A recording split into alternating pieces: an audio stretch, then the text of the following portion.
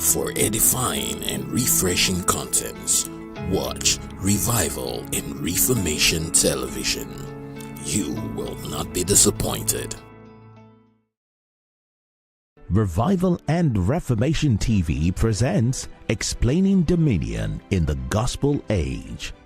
In this serial, our teaching will focus on understanding dominion as Edenic blessing to all of mankind, the church and dominion in the Gospel Age, the real blessing for the church, and what the church should emphasize today.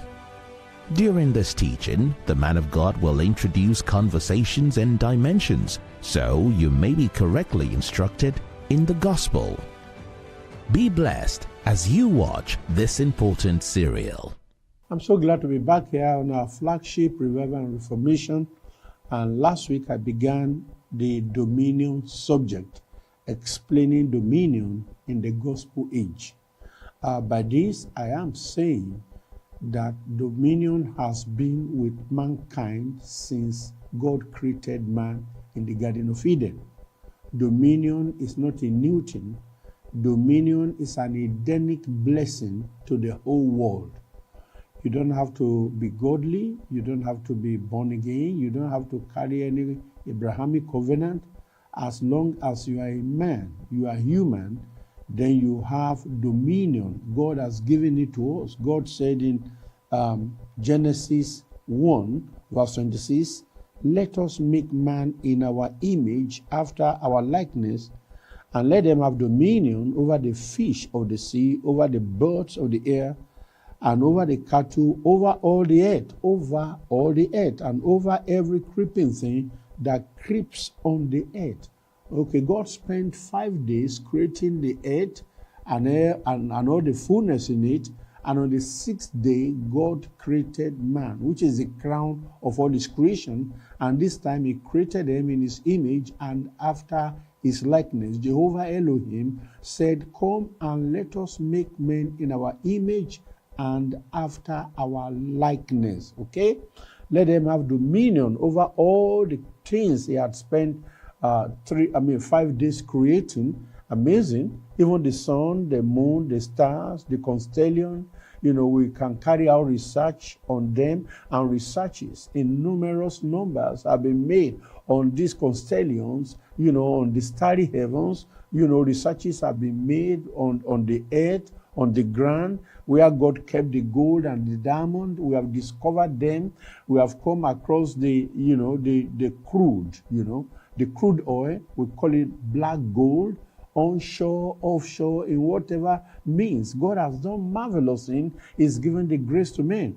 And when man fell in the Garden of Eden, God was so generous, he did not withdraw what he had already created or what he had given to man. Even now we find out as the world, increases in age, in the time from which God has created it, or man, so to say. So we began to see corruption in the things that we have made because we have now neglected God. We have taken him out of our equation. And so this teaching is to help us believer to know that God has already blessed the whole world with dominion. So as Christians, we don't have the need to begin to overflow the issue of dominion because it's been given to the whole world. It's been given to the whole world. Whether they are born again or not, whether they are godly or not. Some of them are even atheists. They don't believe in any God. But God remains who he is and left the dominion because I believe God has what it takes to withdraw from men the knowledge he had given them. God is not such in a fix that, I've given them, so what can I do? How can I withdraw it? God, without blinking, will withdraw it. But he left it for the good of humanity. And that's very interesting to me. Today I want to explain what I call dominion, which is a continuation, explaining dominion in the gospel age, because that's what we are still dealing with. Now, today we are looking at this subtitle, Harnessing Our God-Given Mental Resources. And that was where I stopped last week, when in Daniel chapter 1, 3, and 4, Nebuchadnezzar, the king of Babylon, instructed Ashpenaz. Ashpenaz was the master of his eunuchs, to bring some of the children of Israel and some of the king's descendants and some of the nobles for young men in whom there was no blemish, but good looking, gifted in all wisdom, possessing knowledge and quick to understand, who had ability to serve in the king's palace, and whom they might teach the language and literature of the Chaldeans. Okay, now, Nebuchadnezzar began to explore some things that is necessary for the good of humanity. Even though when he set up the criteria, he was looking for good-looking people, so that which is not necessarily a good thing to do. We don't have to look at faces before we determine who should go to school. Everybody now should go to school. So, but I put it here in a very simple way. Why do we go to school? By the way, we need to separate some things, We need to separate dominion from redemption. We need to separate what God had already given the whole world and what he finally gave the world in redemption. Okay, and to see that both are not the same. So why do we go to school? I'm just trying to get information from different sources. We go to school, of course, to gain knowledge and skills for personal, academic, and career growth, and to develop social abilities. I repeat, we go to school to gain knowledge and skills for personal, academic, and career growth, and to develop social abilities. I like the word to gain knowledge. Okay, now, are we really gaining knowledge when we go to school? The knowledge is already in man. So what we go to do in school is to do a troubleshooting, to begin to harness what is in it, something that is already there, that God had deposited in man when he created him in his image and after his likeness. Okay, school provides a structured environment for learning foundational academic subjects, critical thinking, and problem solving, which helps prepare individuals for a wide range of future opportunities, including better jobs and a more stable life. Or, now, this is where I bring the spiritual dimension or kingdom dimension, if you allow me to use that alternative word. Or rather, the school is a place we study and learn how to solve problems of life through critical thinking, using the faculties that God has given us in creation to solve problems. Okay, so the first definition is what we call the humanism, education. And the problem with the world, the system of the world, is that they took God out of the equation. They took God out of what God created into man. In that definition, we go to school to gain knowledge. Yes, that's true. Skills for personal, academic, and career growth, and to develop social abilities. Okay? And we say the school provides a structured environment for learning foundational academic subjects, critical thinking, and problem solving, which helps prepare individuals for a wide range of future opportunities, including better jobs. Take note of that, better jobs. You begin to see the selfishness of man, dimension coming in, to prepare them for better jobs and a more stable life, okay? Even if God is not in all of that. But now we are saying, from the kingdom perspective, the school is the place we study and learn how to solve problems of life through critical thinking, using the faculties that God has given us in creation to solve problems. And the problem with the world is that from what God has given them, we have taken God out of it. Now, you see that in the definition that I read earlier, there is no mention of God. The world does not want God to be mentioned in all of these things. God created man in his image, and not only in his image, but after his likeness, to have ability to do what he does, what he has done in creating the world and all the elements, and finally in creating them. So God has created us to have those abilities, so that if God is a creator, and we know he's a creator, we too can also be creator of things, working on the elements of the things, of those things that God has already made available to us. Okay, now for instance, I want us to look at two things today. That the school is the place we study. So I like the use, or the place of knowledge called school is a place we study and learn how to solve problems of life not just to make money, okay, to solve the problems of life through critical thinking. And that critical thinking is also the blessings of God, using the faculties that God has already given us in creation to solve problems. Now, I want us to look at what we call the invention of photography. Okay, how was photography invented?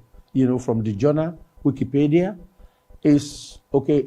Now, this is something that we say the history of photography began with the discovery of two critical principles. The first is camera obscura, which is image projection, to project an image. The second is the discovery that some substances are visibly altered by exposure to light.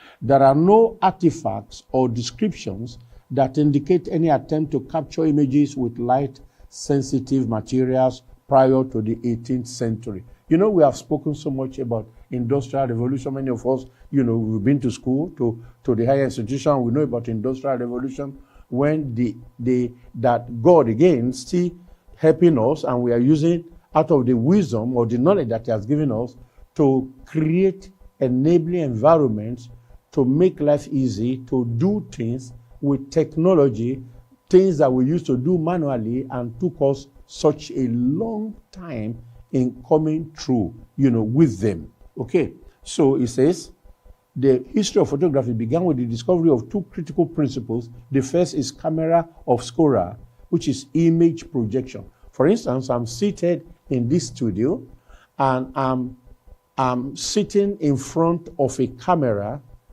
and you are looking at me from the lenses of the camera, or the cameraman is looking at me from the lenses of the camera to make sure that I remain in the frame, and it monitors my movement and everything, okay, that everything comes clear, there is clarity, there is no blurry vision in what you are watching. But guess what?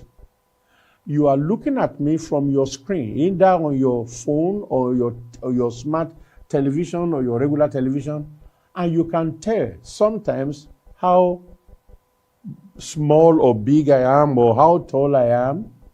You can tell. Many years back, when this technology began, everything I put on must come in black and white. But today, we can tell that my jacket is not black, but dark blue, or you call it navy blue. And the shirt I'm wearing is not really white, but, like pink, light pink, okay? And I wear glasses. Okay, you can pick up so many things, that were usually obscure in the time past. So the first is camera obscura image projection. The second is discovery that some substances are visibly altered by exposure to light. There are no artifacts or descriptions that indicate any attempt to capture images with light-sensitive materials prior to the 18th century. But here it is, around 1717, Johann Heinrich Schlosser used a light-sensitive slurry to capture images of cut-out letters on a bottle. However, he did not pursue making these results permanent. Around 1800, Thomas Wedgwood made the first reliably documented, although unsuccessful, attempt at capturing camera images in permanent form. His experiments did produce detailed photograms, or you call photograms then, but Wedgwood and his associate Humphrey Davy found no way to fix these images. So, but they started. It was an effort. In 1926, Nicephore Niepce first managed to fix an image that was captured with a camera, but at least 8 hours or even several days of exposure in the camera were required, and the earliest results were very crude. That is not as expected. Niepce's associate, Louis Daguerre, went on to develop the Daguerre type process, the first publicly announced and commercially viable photographic process. The Daguerre type required only minutes of exposure in the camera, something that could take 8 hours before. Now success is coming, breakthrough is coming. Okay, so and produce clearly, finely detailed results. On August 2, 1839, Dagora demonstrated the details of the process to the Chamber of Peers in Paris, that's in France. On August 19, the technical details were made public in a meeting of the Academy of Sciences and the Academy of Fine Arts in the Palace of Institute, place called Palace of Institute. Now, we are going somewhere. Now, as men, because of what God has done, remember these men, some of them started off, they didn't come to the conclusion, others took it forward from that point and came to a conclusion. And so it was with so many other technologies like the airplane, one thought or the other, okay, something is now discovered. Oh, okay, if we add this to this, if we calculate the wind and, the knots and all of those things, we can make, flight better and safe and secured. Okay, as men, we create a lot of things. Why? Because the one that created us is not just a creator, but the ultimate creator. I like that. So what am I doing? I'm just putting the truth, the fact, where it belongs. I'm crediting God who created men with such knowledge to troubleshoot it, to exploit and bring us values, the things that will give us ease in life and the ease of doing things. So we, as men, we create a lot of things because the one that created us is not just a creator, but the ultimate creator. God did not create a house, okay, but we ended up creating the houses that we use today. God did not create a car the day he made Adam and Eve, but out of the knowledge he's given to us, we eventually came with cars, automobile. What about the train? Walking on the tracks, moving on the tracks. What about the ships? Moving on the high seas. And with tons of loads in their thousands and millions. And what about the airplane flying in the sky, defying the law of gravity? Because another law called the law of aerodynamics has been introduced to this. Okay, now, we are able to create things because we are like him, created not only in his image, but after his likeness. I want to look at that again in scripture when it says he created us in his image and after his likeness. I like that. Genesis 1:26. Okay. I'm looking at some commentaries here. It said the crown of God's work was the creation of man in his image and according to his likeness. This means that man was placed on earth as God's representative and that he resembles God in certain ways. Okay, now, just as God is a Trinity, Father, Son, and the Holy Spirit, so man is a tripartite being, spirit, soul, and body. Like God, man has intellect, a moral nature, the power to communicate with others, and an emotional nature that transcends instinct. There is no thought of physical likeness here. In contrast to animals, man is a worshipper, an articulate communicator, and a creator. There is an allowance for, or even an intimation of the Trinity in verse 26. When God said, then God, that is Elohim in plural, said, let us, that is the plural, make man in our image. The Bible describes the origin of the sexes as a creative act of God.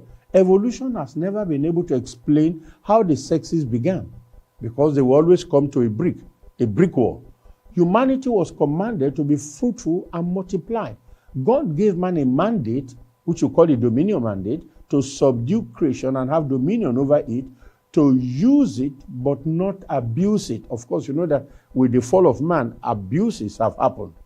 The modern crisis in the Earth's environment are due to man's greed, selfishness, and carelessness. And I'm so excited about this definition. So, to buttress this point, that we are able to create things because we are like him, okay, who created us.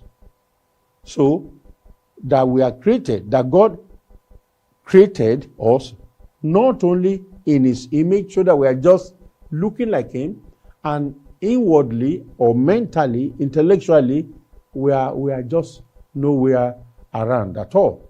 But he created us in his image and after his likeness. Unfortunately, man did not give God glory for making us in his image and for the breakthroughs we have achieved through the dominion he gave us. You will hardly find scientists giving the glory to whom it rightly belongs. And that's very amazing to me. They will not give him the glory. They will not acknowledge him. They will not even mention him. So they think it's them.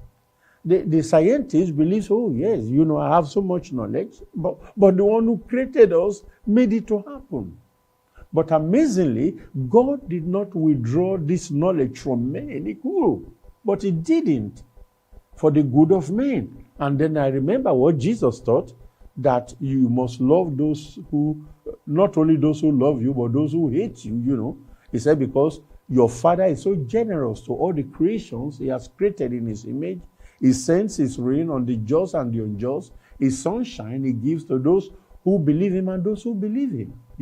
He said, if you only love those who love you and greet all those who greet you, what better thing have you done? Even the Gentiles do that. And so it amazes me and makes me honor God daily. The problem with scientists and the world in general is that they are not acknowledging God. They are not giving the credit that belongs to God. And that is why, to me, dominion is not even a big thing. Dominion is not the real deal. Redemption is the blessing.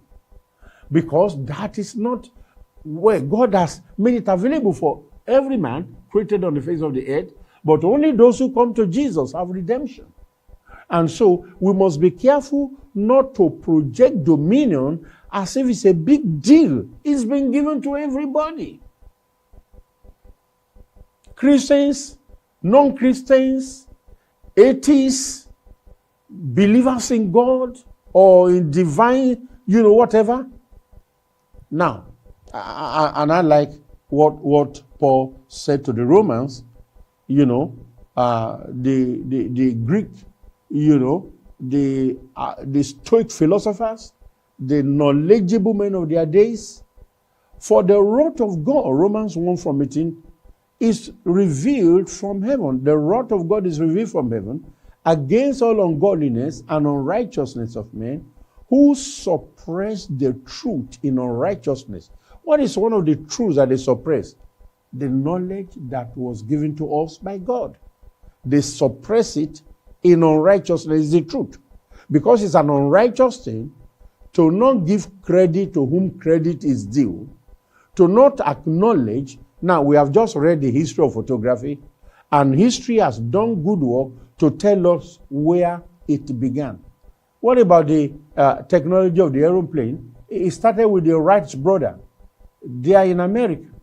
They had failures, they had crashes, and over time they continue to improve until it has come to where it is today, that an airplane could actually take about 700 to 800 people at once, and with that weight, with all their luggages and all the elements in the plane, the food and the drink and everything, and will fly for 14 hours, and he will stay just right there in the sky until he decides to come to land. So he said, for the wrath of God is revealed from heaven against all ungodliness and unrighteousness of men who suppress the truth in unrighteousness. Verse 19. Because what may be known of God is manifest in them. How, come on now, how can we say there is no God? Even the man who says there is no God himself is an evidence that there is God, because God created him. Okay? That because what may be known of God is manifest in man, for God has shown it to them. We see the sky, we see the moon, we see the sun, we see the rotation of the earth. We know all of these things. And these are the things that should make us glorify God, that God is behind all this. The sun has been shining, And there's never been a day in which the sun did not shine, because an announcement has been made that the sun will be going for service, routine service, and the service might take 12 hours. No, it continues to shine. What about the moon? It continues to shine. What about the star? They continue to give their shine. And somebody says there is no God. We know the truth. Every man knows the truth. But we suppress it because we will not give God the glory. Okay. Now, the commentary says, are the heathen who have never heard the gospel lost? Big question. Paul shows that they are. Not because, in other words, they are lost, not because of knowledge they don't have, but because of the light which they do have, but yet refuse. They look around them. They see things happening. They see water. They see movement of the air. They see ventilation. They see the wisdom that God has given to men, yet they will not acknowledge him. So men are lost, not because of knowledge that they don't have, but because of the light which they do have, yet refuse to believe God, to acknowledge God. Those things which may be known of God in creation have been revealed to them. God has not left them without a revelation of himself. I like that. Verse 20 now says, for since the creation of the world, his invisible attributes are clearly seen. I like Paul. Now, Paul he knew the audience he was addressing, knowledgeable people, scientists, the Stoic philosophers, and all the high thinkers of this world, you know. For since the creation of the world, his invisible attributes are clearly seen, being understood by the things that are made, even his eternal power and Godhead, so that they are without excuse. Okay, they see the stars, they know that they are not the one who made it. They see the moon, they know they had no idea how it came about. Even at that time, none of them could go to the moon. They see the sun, and they see it in the east in the morning, and in the west is there. In the next morning is back where he began yesterday. Okay? So they have no excuse. Verse 21 says, because although they knew God, they can't deny that, they did not glorify him as God. Wow. Nor were thankful, but became futile in their thoughts, and their foolish hearts were darkened. Professing to be wise, they became fools. Why? How could somebody be professing to be wise and become fools? Because their wisdom did not acknowledge the one who created them in his image and after his likeness. This is a great thing to consider, to think about. That God, in his infinite wisdom, in his greatness, created the earth. Let's even forget about the heaven for a moment. Created, the Bible will say, Genesis 1:1, in the beginning God created the heaven and the earth was that form. Let's even stay with the earth where we are, where we see every day. Okay? He created the sea. Okay? Gathered the water together, call it the sea, and gave it its command not to overrun the earth. That's to me very amazing. He created the earth with the ozone layer to protect it, just like man has some hairs in his or her nose to filter what he breathes in or takes in. If you know the measure of dust that could have entered our system if God had not set some filters in our noses. And yet somebody will come and say, where is this God? How did you... Now, we have created computers, and all kind of things with great technologies, all of them from this brain. I was in a country, I was in a region in India some years back, and, because a country where they use a lot of motorbikes, especially the scooters, and in order to promote the culture of wearing the helmet to protect them, in the case of an accident, they will say, protect your head. They said, the head and the brain of man in the head is the greatest computer, so protect it. And yet somebody wakes up and says God is nowhere. So dominion is good. We have benefited immensely from dominion. Industrial revolution, aviation, shipping, computer, photography, medical breakthroughs. In fact, if we go to medical breakthrough, how we can see the sicknesses or the defects in the immune system by just taking a blood sample is an amazing thing. You take the blood sample, you pull some, measures of blood, out of the body, and from it, you run it through the lab. How the lab was created or the machines were created is a function of knowledge given by God. And you come to it and find out that there is too much sugar in the body, too much fat in the body. Whatever is going wrong with the body shows in the blood.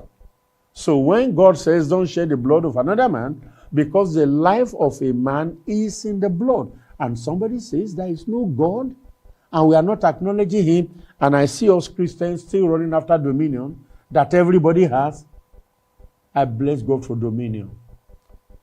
But I bless God much more for redemption.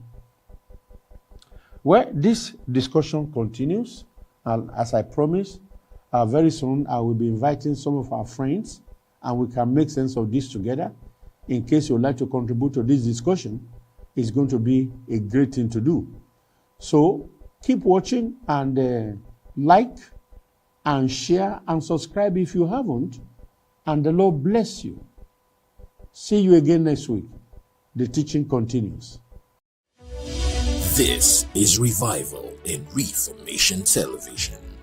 Keep watching.